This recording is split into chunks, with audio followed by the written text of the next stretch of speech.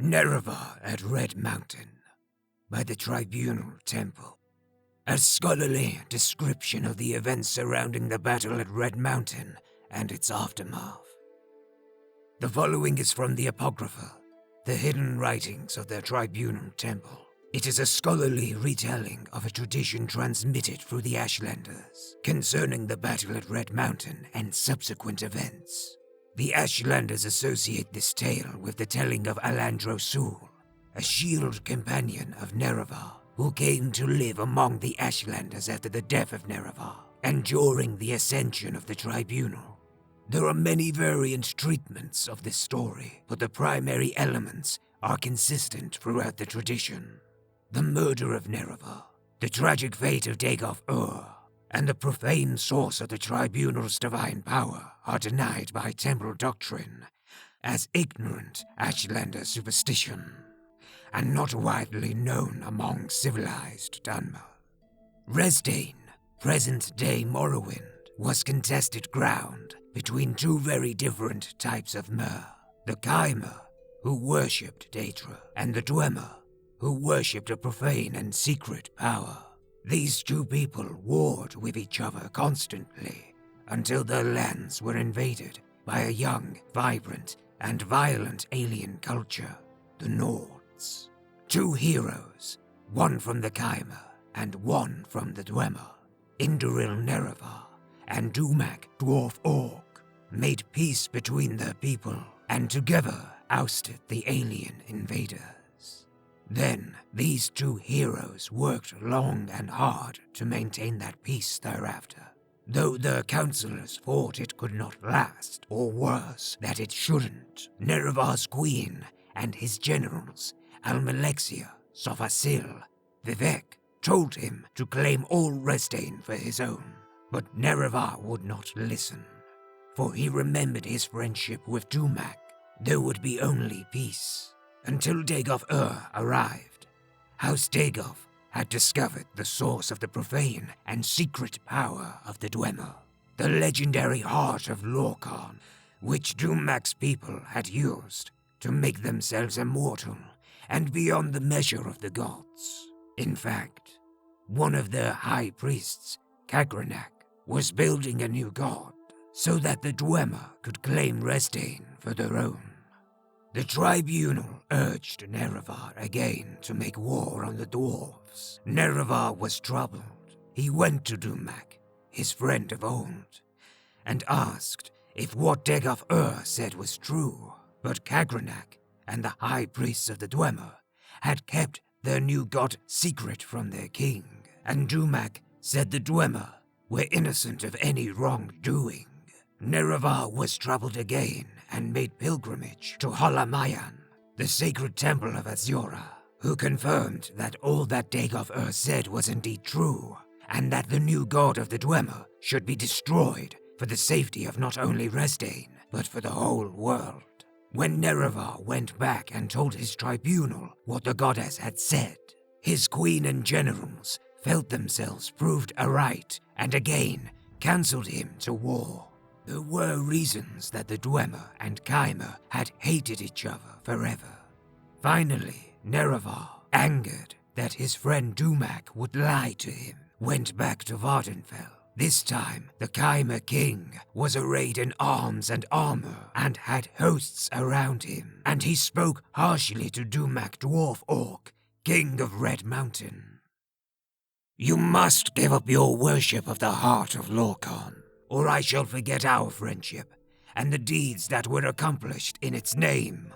And Dumak, who still knew nothing of Kagranak's new god, but proud and protective as ever of his people, said, "We shall not relinquish that which has been our way for years beyond reckoning, just as the Kaimer will not relinquish their ties to the lords and ladies of Oblivion. And to come at my door in this way, arrayed in arms and armor, and with your hosts around you, tells me you have already forgotten our friendship.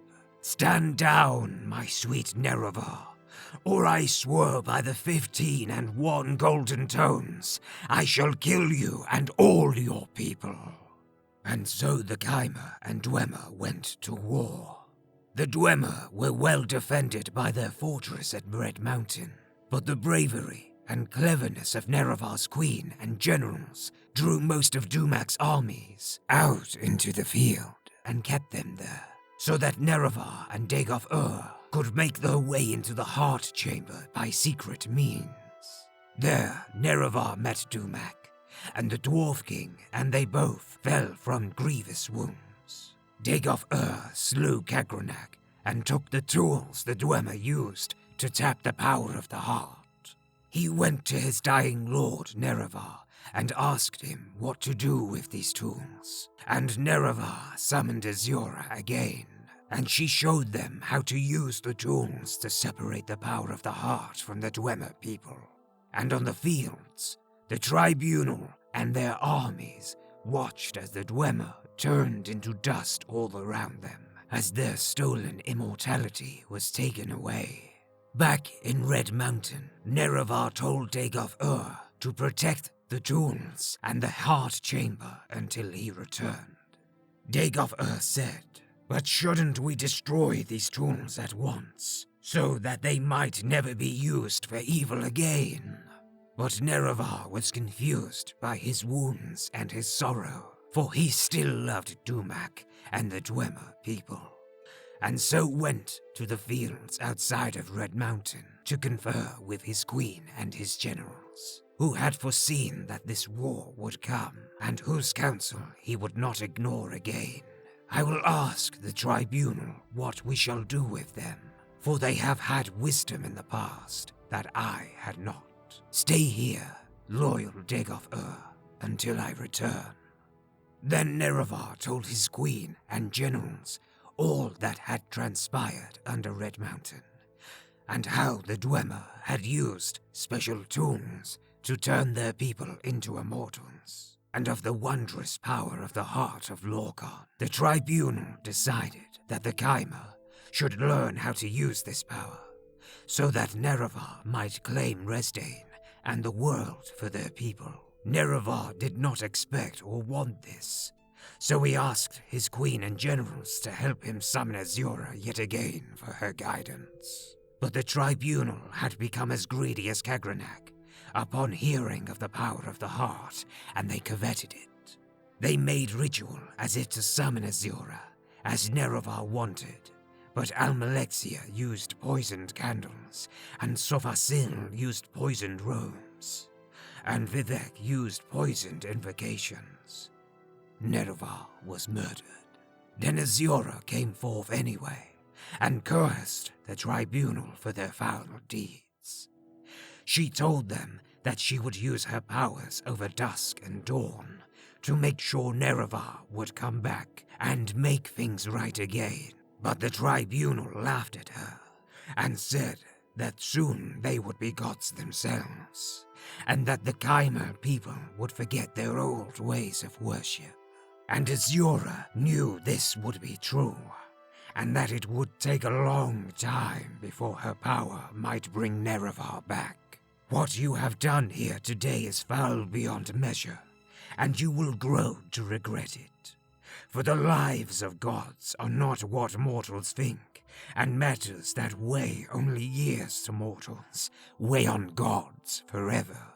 And so, that they might know forever their wicked deeds, Azura changed the Chimer into dwemer, and their skin turned ashen, and their eyes into fire. Let this mark remind you of your true selves, who, like ghouls, fed on the nobility, heroism, and trust of their king."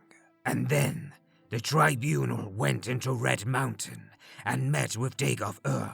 Dagothur saw what had been done, for his skin had changed as well, and he tried to avenge the death of Nerevar, but to no avail.